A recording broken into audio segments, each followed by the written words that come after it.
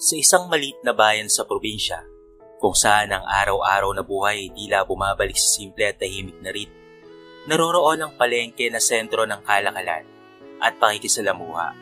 Sa isang sulok ng palengke, si Ligaya ay abala sa pagtitinda ng isda. Ang kanyang maliit na kariton ay puno ng sariwang isda na mula sa dagat. At ang kanyang mga mata ay puno ng pag-asa na makabenta ng maayos sa araw na iyon. Ngunit hindi madali ang buhay para kay Ligaya. Sa kabila ng kanyang pagsisikap, ay madalas siyang binubuli ng mga tao sa paligid. Sa bawat pagdaong ng mga mamimit, hindi maiiwasan na magbato ng mga pangungutya at pang-iinsulto ang iba sa kanya. Magandang umaga po. May fresh na mga isda po tayo dito. Pwedeng-pwede sa sinigang o adobo. Malumanay na sigaw ni Ligaya. Nako, baka mamaya may laso niyang isda mo ha? O hindi naman kaya ay formalin? Sabi ng isang babae. Ay naku, wala po madam. Ang mga isda po ay fresh pa po dito. Sigurado po akong masarap ang mga ito. Gate ni Ligaya. Hala Ligaya, ang pangit-pangit mo na nga. Nadadamay pa ang isda mo sa pangit na itsura mo. Baka hindi na rin mabenta yan. Sabi naman ng isang tindera. Pasensya na po. Alam ko pong pangit ako pero sana po ay magustuhan niyo po ang tinda kong isda. Ngunit tumawa lamang ang mga kasama niya at pati na rin ang ibang mamimili. Ang tawa ng mga mamimili ay punong-puno ng pangungutya at kahit na anong pagsisikap ni Ligaya na manatiling kalmado, ramdam niyang ang kanyang puso ay nasasaktan sa bawat salitang ibinabato sa kanya. Ligaya, mukhang may problema na naman ha. May problema ba sa mga isda mo? Sabi ni Pipito. Wala naman tito. Ang problema ko po ay ang mga tao. Wala silang pakialam sa mga tinitinda kong isda. Ang tinitingnan lang po nila ay ang pangit kong mukha. Naku Ligaya, alam mo naman na ang mga tao dito, minsan hindi sasaya ang araw kung hindi nakapang-api. Huwag mong isipin ang mga yon. Ngunit hindi lamang ang mga mamimili ang nagiging sanhi ng sakit ng ulo ni Ligaya. Pati na rin ang mga kabataan sa baryo ay tila may kasiyahan sa pangungutya sa kanya.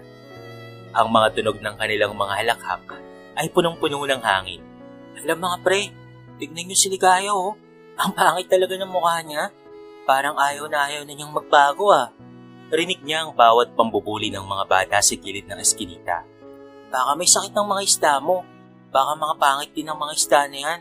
Si Ligaya ay nagpupumilit na huwag magpakita ng kahinaan.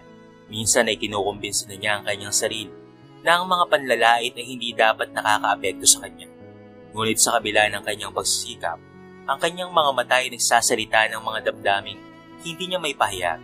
Pasensya na po kung hindi ko kayang maging kaaya-aya sa paningin niyo. Ang tanging hangad ko lamang po ay makapaghanap buhay. Malumanay at naiiyak niyang sabi.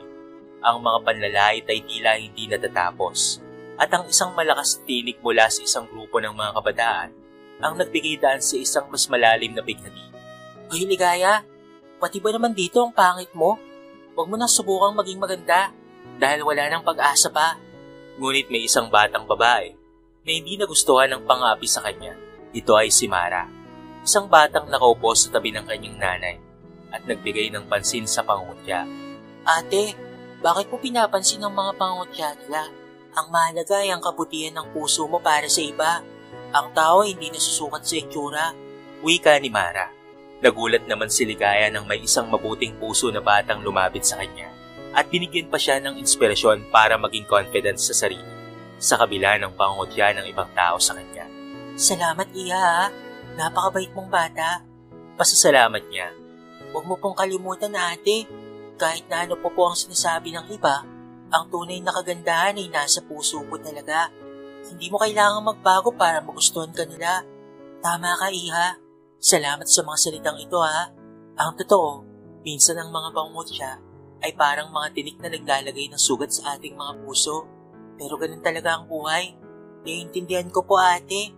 Huwag mo hayaang masira ka ng mga salitang yon. Sa halip ay ipakita mong ikaw ay mas mabuti kaysa sa sinasabi nila.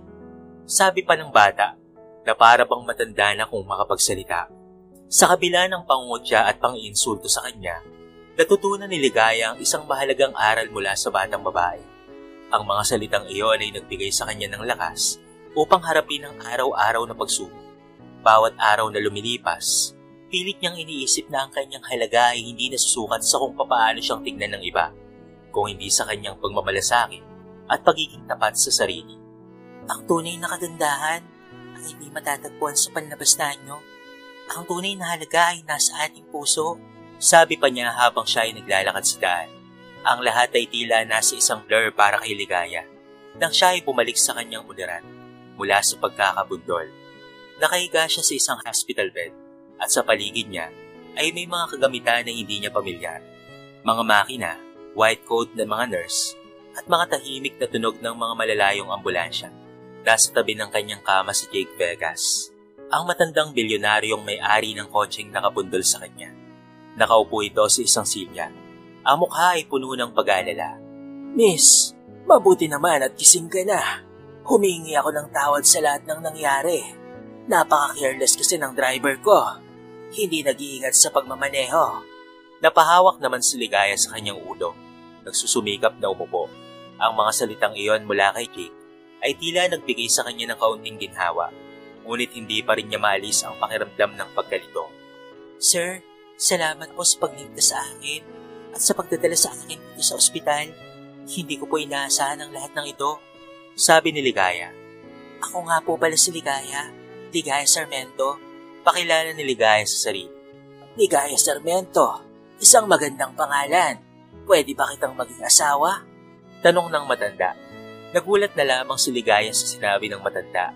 Ang alok ni Jake ay tila isang bagay na hindi niya inaasahan. At ang mga salitang iyon ay tila bumulaga sa kanya na parang isang paminsan-minsan na pag-asa sa gitna ng kanyang kalagayan. Gusto kitang maging asawa. Ibibigay ko sa iyo ang lahat. Lahat-lahat ng gusto mo. Papakasalin kita at bubuo tayo ng pamilya. Desperadong sabi ng matanda. Sir, hindi po basta-bastang bagay na lamang ang kasal. Magkaiba po ang estado ng buhay natin. Sabi ni Ligaya. Dahil pa matanda na ako? Tanong ni Jake. Hindi po sir. Hindi po ba kayo nandidiri sa akin? Napakapangit ko po. Git ni Ligaya. Ligaya, hindi artista ang kailangan ko kung hindi asawa. Ibibigay ko sa iyo ang lahat ng kahit na anong hingin mo. Ilang taon na lang ang itatagal ko sa mundong ito at hindi ko pa nahanap ang aking mapapangasawa. Ibibigay ko sa iyo ang lahat ng kayamanan ko, pati na rin ang pagkakataon na mabago ang buhay mo. Ang pahayag na iyon ay tila nagdulot ng isang kaguluhan sa isipan ni Ligaya. Ang posibilidad ng isang bagong simula na puno ng yaman at pagkakataon ay tila umaakit sa kanya. Ang imahinasyon niya ay naglalakbay sa mga ideya ng isang bagong ligaya, isang buhay na mas maganda at patagumpay. Sa pag-aakalang maaaring ito ay isang hulog ng langit, nagdesisyon siyang tanggapin ang alok ni Jake. Kung gayon po Sir Jake, may isang kondisyon po ako. Gusto ko pong magbago ang aking mukha. Ang pangit ko po kasi. At kung maaari po sana ay mabigyan niyo po ako ng pagkakataon na maging maganda.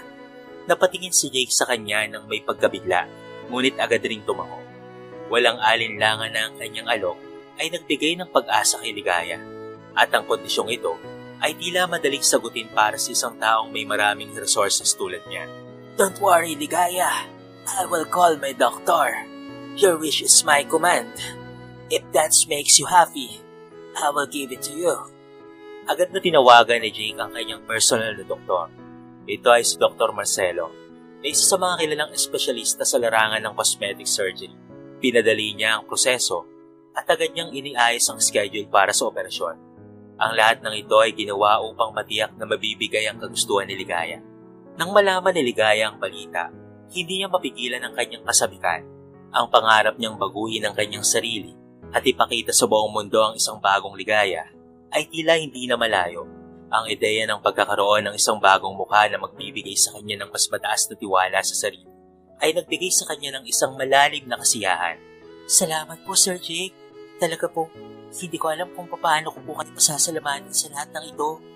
Hindi ko po akalain magkakaroon ako ng pagkakataon na magbago. Walang anuman, asawa ko. Ang kaligayahan mo ang pinakamahalaga sa akin. I will do everything for you. And please, stop calling me sir. You are my soon-to-be wife. Nakangiting sabi ni Jake. Sa totoo lang ay matagal nang pinagmamasdan ni Jake mula sa hindi kalayuan ng dalaga. Hindi naman siya nabighani sa itsura nitong hindi talaga kaaya-aya. Ngunit ang makita niya kung paano makipag-usap si Ligaya ng maayos sa mga taong umabi sa kanya, ay namangha siya sa kabaitan nito. Para sa kanya ay sobrang hirap ng makahanap ng babaeng mahaba ang pasensya at hindi makasarili. Kaya tuluyan nang nabighani siya kay Ligaya.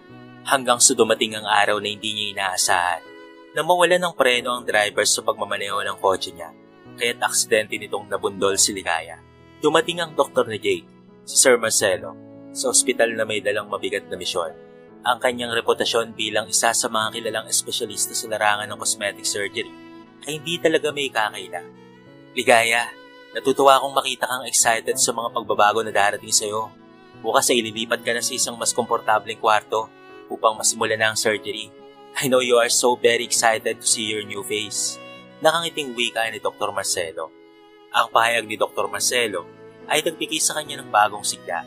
Hindi may tatago ang kasiyahan sa kanyang mga mata habang ini-imagine ang posibilidad ng pagkakaroon ng bagong mukha. Isang mukha na magbibigay sa kanya ng kumpiyansa at respeto sa mga tao sa paligid niya. Ang pangarap na ito ay tila bumabalik sa kanyang isipan sa bawat sandali. At ang bawat oras ay tila isang hakbang patungo sa kanyang bagong simula. Salamat, Doc. Wala pong mapaglagyan ng sena nararamdaman ko sa ngayon po. Hindi na po ako makapaghintay. Titiyakin ko na ang operasyon mo ay magiging successful. Narito ang ilang mga larawan ng posibleng resulta ng operasyon. Sana ay makatulong ito sa iyo upang magkaroon ka ng ideya sa magiging itsura mo. Tugon ni Dr. Marcelo. Ipinakita ni Dr. Marcelo kay Ligaya ang ilang mga larawan ng mga posibleng resulta ng operasyon. Ang mga ito ay naglalaman ng mga bago at mas magagandang pictures na tiyak ay magdadala ng bagong sigla sa kanya. Nakita ni Ligaya ang mga pagbabago, ang mas pinong mga linya, ang mas mga magaganda at makinis na balat, at ang bagong anyo na magbibigay sa kanya ng pagkakataon na ipakita ang isang bagong Ligaya sa mundo. Wow, napakaganda po. Hindi ko po akalaing ganito ang resulta. Sobrang saya ko po talaga. Ang layunin namin ay hindi lamang magbigay sa iyo ng bagong anyo, kung hindi pati na rin ang magbigay sa iyo ng mga bagong kumpiyansa sa sarili. I hope I can satisfy you with my service after the surgery. Natutuwa akong makita kang masaya. Your happiness is my priority. Huwag kang mag-alala sa akin. Sa kahit ano pa man, ang lahat ng ito ay para sa iyo. Sa kanyang pagbalik sa kanyang kwarto, ay nagmuni-muni si Ligaya sa mga nangyari sa kanya. Ang kanyang puso ay puno ng kasiyahan at pati na rin pananabik sa mga darating na pagbabago. Ang bawat sandali ay tila isang hakbang patungo sa kanyang bagong simula. Isang simula na puno ng pag-asa, pagmamahal at posibilidad. Hanggang sa ang araw na nga ng operasyon ay dumating at si Ligaya ay pumasok sa operating room na may halo-halong kaba at saya. Habang siya ay nasa ilalim ng pangangalaga ng mga doktor, ang kanyang isipan ay punong-puno ng mga pangarap. Ang pangarap na magbago, ang pangarap na magtagumpay, at ang pangarap na ipakita ang bagong Ligaya sa mga taong nang api sa kanya noon. Matapos ang ilang oras, natapos rin ang operasyon at si Ligaya ay dinala sa kanyang kwarto upang makapagpahinga. Nang magising na siya, ang kanyang mukha ay nagkaroon ng bagong anyo. Mas maganda ito, mas makinis, at tila ibang tao na. Ang pagkakakita sa kanyang sarili sa salamin ay nagdulot sa kanya ng isang bagong damdamin ng kasiyahan. Ang bagong Ligaya na kanyang inaasahan ay nagkaroon na ng buhay at ngayon ay handa na siyang harapin ang kanyang bagong mundo. Ito na ang simula ng bagong buhay ko. Ang bagong Ligaya ay magpapakita sa mundo ng tunay na halaga ko. Salamat. Salamat asawa ko sa pagbibigay sa akin ng pagkakataong ito. Pasasalamat ni Ligaya sa matandang bilyonaryo na kanyang napangasawa. Anything for you, my wife. Patapos ng ilang araw na paggaling, umuwi na si Ligaya sa mansyon niya na tila isang palasyo sa kanyang mga mata. Ang laki ng bahay ay higit sa kanyang inaasahan at ang mga mamahaling kagamitan at disenyo ng mansyon ay nagbigay sa kanya ng bagong pakiramdam na pagiging espesyal. Ang mansyon ay puno ng magarbong muebles, mga eleganteng dekorasyon at mga napakagandang tanawin mula sa pintana. Pagpasok niya sa mansyon, agad siyang sinalubong ng mga katulong na abala sa kanilang gawain. Ang kanilang mga magiliw na ngiti at ang magiliw na pagbati ay tila nagbibigay ng bagong sigla kay Ligaya. Ang kanyang puso ay puno ng kasiyahan at excitement habang siya ay pinapalibutan ng mga tao na handang maglingkod sa kanya. Ngunit habang si Ligaya ay naglalakad sa paligid ng mansyon, hindi may kakaila ang kanyang bagong ugali. Ang kanyang mga galaw at pananalita ay nagbago na rin. Mas mayabang at puno ng kumpiyansa. Isang matinding kaibahan mula sa dati niyang pagkakakilala. Ang kanyang mga mata ay tila nagniningning sa kanyang bagong anyo. At ang bawat hakbang niya ay tila nagtataglay ng bagong aura. Wow, ang ganda naman ng bahay na ito. Hindi ko alam na magiging ganito kalaki at maganda ang aking magiging bahay. Ang mga katulong ay nagsitingin at napabuntong hininga na lamang sa narinig mula kay Ligaya. Ang dating mahiyain at mapagpakumbabang babae ay tila nag-transform sa isang mayabang at napakahambog na reyna na tila umaangkop sa luwalhati ng mansyon. Ang pag-aasal na ito ay hindi umaangkop sa dating pagtingin ni Jake kay Ligaya. Napansin naman ni Ligaya ang dalawang katulong na halatang pinagchichismisan siya. Agad siyang lumapit at kinumpronta ang mga ito. Pinagkikismisan niyo ba ako, mga hampas lupa? Mataray na tanong ni Ligaya. Sorry po, madam. Pero hindi po ikaw ang aming pinag-uusapan. Paumanhin ng isang babae. Bakit ka nagsorry dyan? Hindi pa sila mag-asawa ni Sir Jake. Pero kung basta na, akala mo, Reyna, ang pineperahan lang naman ng amo natin. Aba, hoy mga hampas lupa, wala kayong karapatan para pagsalitaan ako ng ganyan, ha? Humanda kayo at isusumbong ko kayo kay Jake. Mawawalan kayo ng trabaho. Pananakot niya. Ang tono ni Ligaya ay puno ng pangmamalit at galit. Ang kanyang mga mata ay naglalagablab na tila wala siyang pakialam sa kanilang nararamdaman. Ang dalawang katulong ay natigilan sa mga salitang binitawan ni Ligaya. Ngunit hindi nagtagal. Isang katulong ang nagpasya na tumutol. Mabuti pa nga na umalis na lang tayo dito kaysa makisama sa ugaling asong kagaya mo. Sigaw ng isang katulong. Lumayas kayo! Sigaw ni Ligaya. Hindi nakaligtas sa paningin ni Jake ang pagbabago sa ugali ni Ligaya. Habang siya ay papalapit kay Ligaya, ay narinig niya ang sigaw nito na pinapaalis ang dalawang katulong. Agad niyang napansin ang pagbabago sa kanyang pagkakakilala dito. Ang dating mag-iliw at mapagpakumbabang babae, ngayon ay tila nag-uumapaw sa kumpiyansa at aruganteng asal. Anong nangyayari dito? Tanong ni Jake. Pagdating ni Jake, ay agad namang pumulupot si Ligaya sa kanyang braso na tila naghahanap ng proteksyon. Jake, ang mga katulong nito ay pinagkikismisan ako, pinapastos nila ako at wala silang respeto sa akin. Nagulat naman si Jake sa reaksyon ni Ligaya. Ang dating mag-iliw at mapagpakumbabang babae na kanyang pinili at minahal ay tila nagbago sa isang taong puno ng galit at mayabang na asal. Agad niyang tinanong ang mga maids na nagkakahiyaan sa isang sulok. Totoo ba, Mona at Elisa? Nakakunot na ang tanong ni Jake. I'm sorry, Sir Jake. Concerned lang po kami sa inyo. Dahil iba po ang pakiramdam namin sa babaeng yan. Pakiramdam namin yung pineperahan ka lang po niyan. Paliwanag pa ng isang babaeng katulong. Elsa, wala kayong karapatan upang panghimasukan ang personal kong buhay. Wala na kayong pakialam kung sino ang pipiliin kong maging asawa. Dahil buhay ko ito. Ang gusto ko lang naman ay sana'y maging masaya naman kayo para sa akin. Dahil ako ay masaya sa piling ni Ligaya. Malumanay na sabi ni Jake. Pasensya na po talaga, sir. Paumanhin ng isa pang maid. May pagkakataon pa kayong ituwid ang inyong mga pagkakamali. Hindi ko papayagan ng mga ganitong asal sa loob ng aking mansyon. Subalit bibigyan ko kayo ng isa pang pagkakataon. Sa susunod na gagawin nyo pa ito. Wala na akong choice kung hindi ang tanggalin na kayo sa trabaho nyo. Nagkakaintindihan ba tayo? Seryosong sermon ni Jake. Ang mga maid ay nagpasalamat sa pagkakataon na ibinigay sa kanila.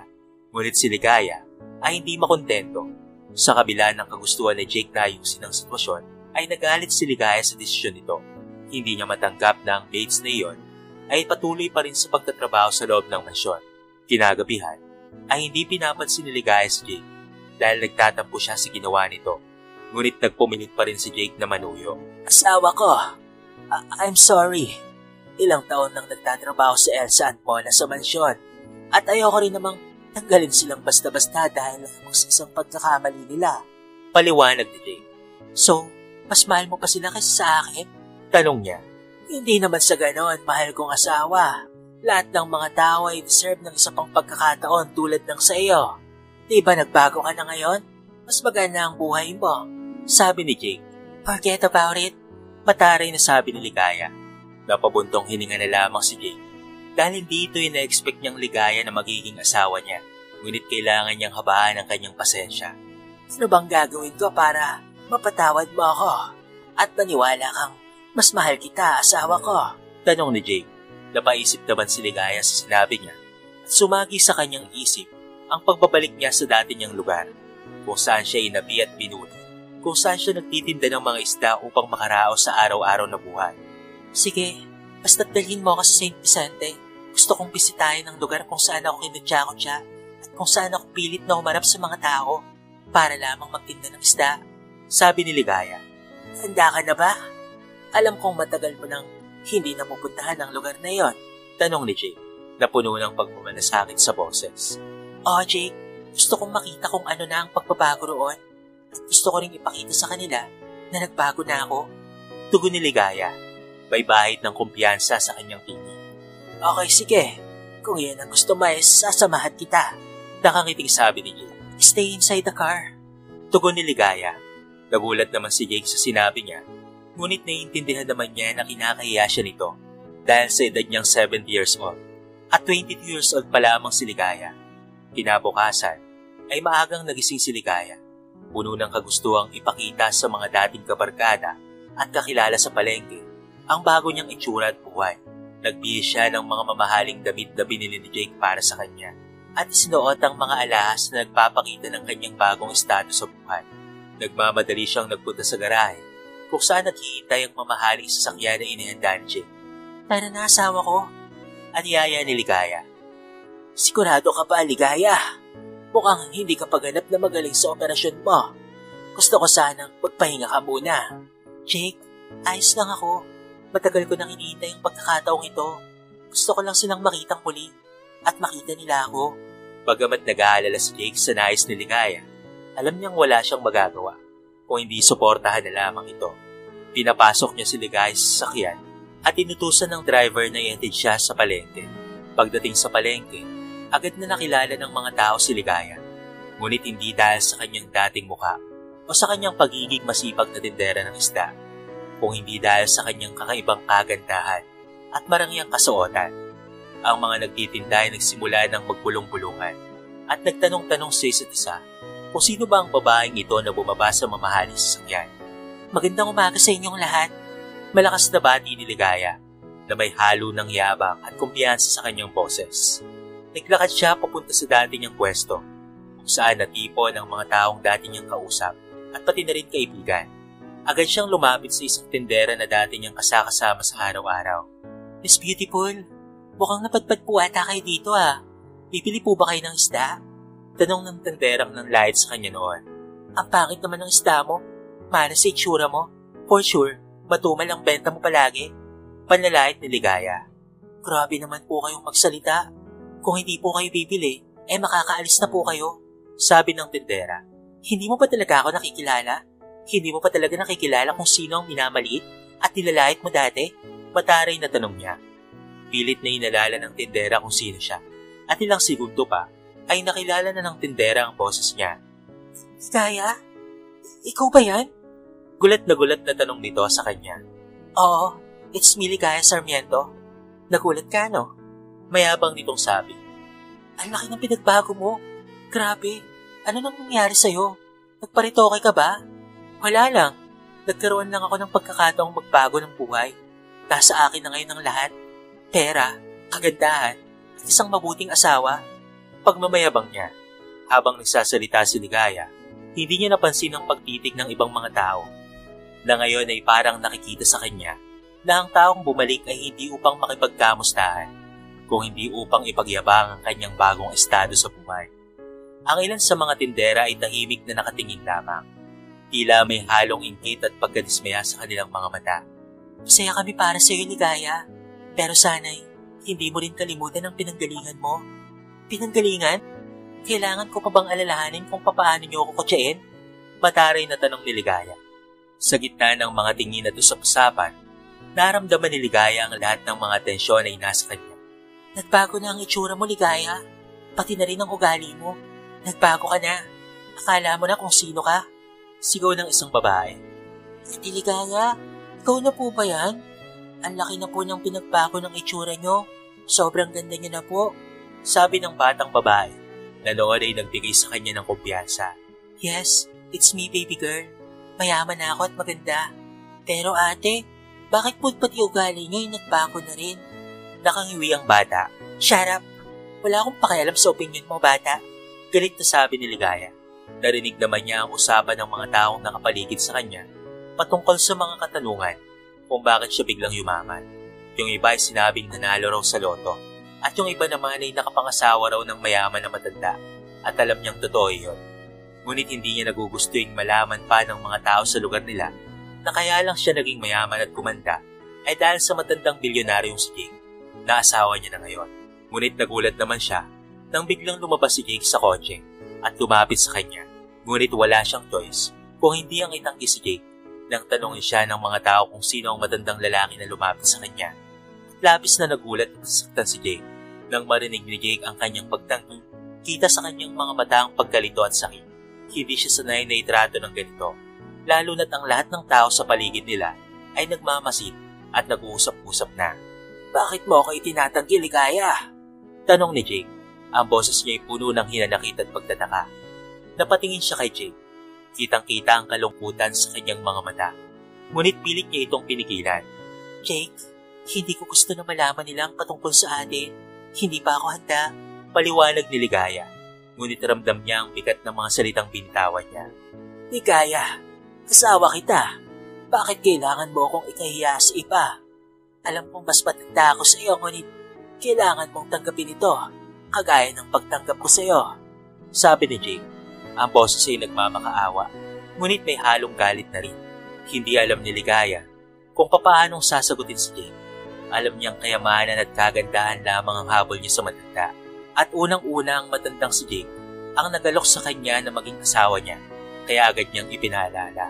Ipapaalala ko lang sa iyo, Jake, ha? Ikaw ang nagkusang mag-alok na maging asawa ko. Look at how old are you, so sabihin mo sa akin, paano kitang ipapakilala sa lahat kung magkasingidad lang kayo ng lolo ko? Narealize naman ni Ligaya na sobra na ata siya sinasabi niya, kaya kaagad niyang pinaliwanag ito ng maayos upang makabawi. Jake, hindi ito madaling ipaliwanag pero kailangan mong maintindihan. Kailangan kong protektahan ng sarili ko. Dagdag pa ni Ligaya. Napilit na iniwasan ang tingin ni Jake. Tahimik na naglakad si Jake pabalik ng kanyang kotse. Kitang-kita sa kanyang mga kilos ang lungkot at pagkabigo. Nagkamali siya ng babaeng pinili. Hindi si Ligaya na dati niyang nakilala noon ang kaharap niya at kasama niya ngayon. Kinaumagahan pagbaba ni Ligaya sa hagdanan ay nagulat na lamang siya nang makita si Elsa na pinupunasan ng likod ni Jake. Nagdilim ang kanyang paningin sa galit. Isang matinding pasabog ng emosyon ang dumaan sa kanya. Ang takot at pangungulila sa pagkawala ng kayamanan at ang selos sa pagkakaroon ni Elsa ng pisikal na kontak kay Jake. Hindi niya na napigilan ang kanyang galit at agad niyang sinugod si Elsa. Hay babae, anong ginagawa mo? Sigaw ni Ligaya habang hinila ang buhok ni Elsa. Hindi iniisip ang posibleng epekto ng kanyang mga aksyon. Ang mga mata ni Elsa ay napuno ng takot at pagkamangha at mabilis siyang nagpasensya sa gitna ng sigawan. Ligaya, tama na! Sigaw ni Jake mula sa lamesa. Ang boses nito ay puno ng galit. Anong ginagawa mo sa katulong ko? Hindi mo ba naiisip ang nagagawa mong kahiyan sa lahat ng tao dito? Walang nagawa si Elsa kung hindi ang tumulo ang luha sa mga mata sa sakit ng pagkahila sa kanya ni Ligaya. Sorry po, hindi ko po sinasadya. Ungol niya. Nanginginig na ito sa takot. Sinabing tama na! Lumayas ka na dito! Sigaw ni Jake. Pagkatapos ng malakas na sigaw ni Jake, ay tumigil si Ligaya. Natigilan at hindi makapaniwala sa kanyang narinig. Hinihingal pa siya sa galit at pagod sa paghila ng buhok ni Elsa. Ngunit mas malakas ang nararamdamang takot at pangamba sa posibilidad na palayasin na talaga siya ng tuluyan ni Jake. Jake, anong ibig mo sabihin? Tanong ni Ligaya. Nanginginig ang boses niya. Walang pagsidla ng galit si Jake. Nakita niya kung papaanong naging marahas si Ligaya sa kanilang kasampahan. At ito ang huling patak ng pasensya niya. Hindi ko na kayang tiisin ang ugali mo, Ligaya. Hindi ito ang buhay na inakala kong makukuha ko noong pinili kitang maging asawa. Hindi pa tayo ganap na kasal, ngunit kung umasta ka ay para kang demonyita. Hindi makapagsalita si Ligaya. Pakaramdam niya itinamaan siya ng matalim na patalim sa kanyang dibdib. Wala siyang maisip na dahilan upang bigyang katwiran ang kanyang ginawa. Lalo na't nararamdaman niyang napalayo na ang loob ni Jake sa kanya. Jake, hindi ko sinasadya. Uminit lang talaga ang ulo ko nung makita ko kayo. Nagsiselos lang talaga ako. Pilit na paliwanag ni Ligaya. Ngunit hindi ito nagbago sa malamig na ekspresyon ni Jake. Ligaya, kung ano man ang dahilan mo, Hindi ko na ito kaya. Pera lang naman at kagandahan ang habol mo sa akin. Ayan, naibigay ko na sa iyo ang lahat kaya makakaalis ka na. Jake, asawa mo ako. Paalala ni Ligaya. Lumayas ka na. Sigaw ni Jake. Pagkarinig ni Ligaya sa malupit na sigaw ni Jake, bumagsak ang kanyang puso. Hindi siya makapaniwala na pinapaalis na siya ng lalaking minsang nagmahal sa kanya ng lubos at ibinigay ang lahat-lahat sa kanya. Pinilit niyang lumapit kay Jake. Nanginginig ang boses habang sinasabing, Jake, patawarin mo sana ako. Hindi ko sinasadya. Ginawa ko lang yun dahil natatakot akong mawala ka. Ngunit tila bigi si Jake sa kanyang pangapakiusap. Ang mga mata nito ay malamlam at puno ng galit. Hindi na ang dating Jake na maunawain at papagmahal. Ligaya, nagkamali ako sa pagpili ko sa iyo. Akala ko ay natagpuan ko na ang babaeng magmamahal sa kahit hindi sa akin. Pero sana, kahit sa ibang tao man lamang. Pero nagkamali ako. Sa halip na magmahal, naging sakim ka. Habang nagsasalita si Jake, unti-unting bumabalot si Ligaya ng takot. Alam niyang seryoso si Jake sa sinasabi nito at hindi na niya magagawa pang baguhin ang desisyon nito. Jake, huwag naman ganito. Magbabago na ako. Pakiusap, pinapangako ko sa'yo. Huwag mo sana akong itaboy. Ngunit imbes na pag-aangi ng loob ni Ligaya, nagpatuloy si Jake sa kanyang galit. Hindi na kita kilala. Hindi na ikaw ang Ligayang binahal ko noon. Hindi na ikaw ang babae na gustuhan ko noong una. Wala na ang Ligayang minahal ko noon. Napalitan na ng isang taong puro sarili na lamang ang iniisip. Nagbago lang ang itsura mo. Nagbago na rin pati buong mong pagkatao. You're not the same Ligaya na nakilala ko noon. Oo, alam kong matanda na ako. 70 years old na ako. Pero hindi naman ako ganoon kadesperado para piliing mapangasawa ang walang pusong kagaya mo, Ligaya. Sa kabila ng kanyang pagmamakaawa, ay nanatiling matigas si Jake. Tinawag niya ang kanilang driver at inutusang ihatid si Ligaya sa dati nitong lugar. Walang nagawa si Ligaya kung hindi ang sundin ng utos nito. Habang dinadala niya ang iilang mga gamit na mabilis niyang naisiksik sa isang maliit na maleta. Habang umaandar ang kotse papalayo sa mansyon, tinitignan ni Ligaya ang mga naglalahong tanawin sa labas ng bintana. Ang buhay na akala niya ay perpekto na, ngayon ay gumuho na sa isang iglap. Nakaramdam siya ng matinding panghinayang at pagkaumuwi sa kanyang sarili. Pagdating sa munti niyang kubo, ay nakita niya ang batang babae na nakaupo sa labas. Napatingin ito sa kanya at tila nagulat ito nang makita siya. Sa pagdating ni Ligaya sa kanyang munti at payak na kubo, ang alaala ng kanyang dating buhay ay tila bumalik sa kanya. Ang mga tanawin na dati niyang iniiwasan ngayon ay nagdadala sa kanya ng matinding pangungulila at pagsisisi. Ang mga simpleng bagay na dati niyang tinatanggihan ay tila mga mahalagang peraso na ngayon na naglalarawan sa kanyang kabiguan. Nang makita niya ang batang babae na nakaupo sa harapan ng kubo, nagalit siya sa kanyang sarili. Ang batang babaeng minsan na niyang naging sandalan, ngunit napagsungitan niya kahapon. Ang bata ay nagulat nang makita siya at hindi naiwasan ng mga tanong na nagtataka kung bakit siya bumalik. Bakit po kayo nandito? Akala ko po ba ay mayaman na kayo. Bakit hindi ka na lang po manatili doon sa mga garang lugar? Tanong ng batang babae. Ang tono ay puno ng pagkamangha at bahagyang pangungutya. Nakita ni Ligaya ang inis sa mga mata ng batang babae at agad na naiisip ang mga pagkakamali niya. Sa kabila ng kanyang panghinayang, nagkaroon siya ng lakas ng loob na aminin ang kanyang pagkakamali. Lumapit siya sa bata at umupo sa tabi nito.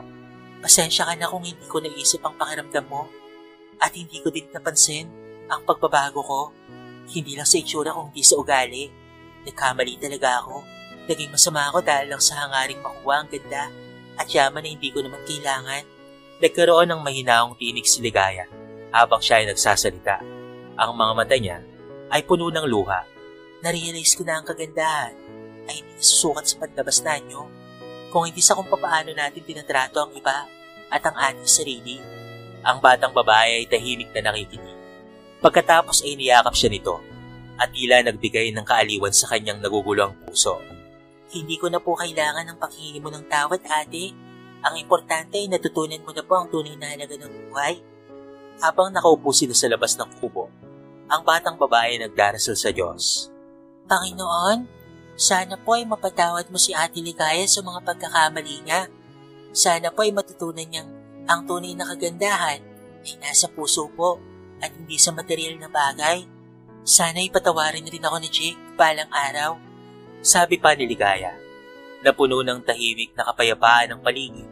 Habang ang bata ay nagdarasal, nakita ni Ligaya ang kabutihan at kababaang loob ng batang babae at nagpasa siyang iukit ito sa kanyang puso ngayon.